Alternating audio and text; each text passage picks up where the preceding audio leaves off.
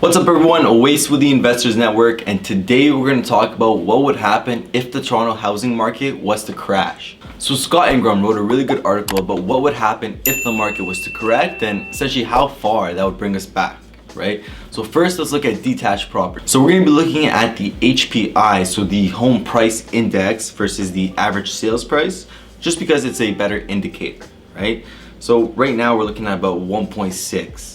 Now, if the market was to correct 10%, that would bring us to 1.4, which would bring us back to April of 2021. Now, 20% correction would bring us back to December of 2020, 30% March 2019, 40% May 2016, and a 50% correction in the housing market would bring us back to an average price of 802, which would be February of 2015. That's 6 years.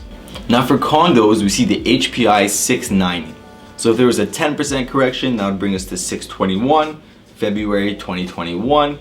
20% correction would bring us back to February of 2019. 30% correction would bring us back to September of 2017.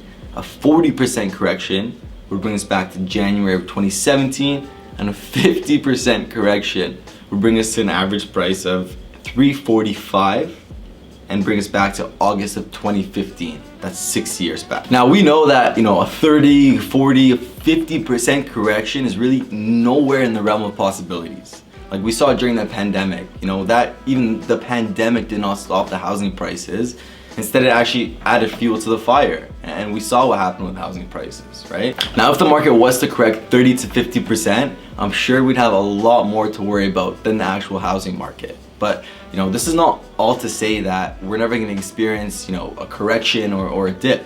Quite the opposite. We know the housing market does fluctuate, but a 20 to 40%, dip or correction is just nowhere in the realm of possibilities. Instead, I like to think of the real estate market as, a yo-yo going up and down an escalator. It goes up and down, but upwards. So with real estate investing, it's extremely important to have a long-term mindset. You can never try to time the market. Instead, you have to really just spend time in the market.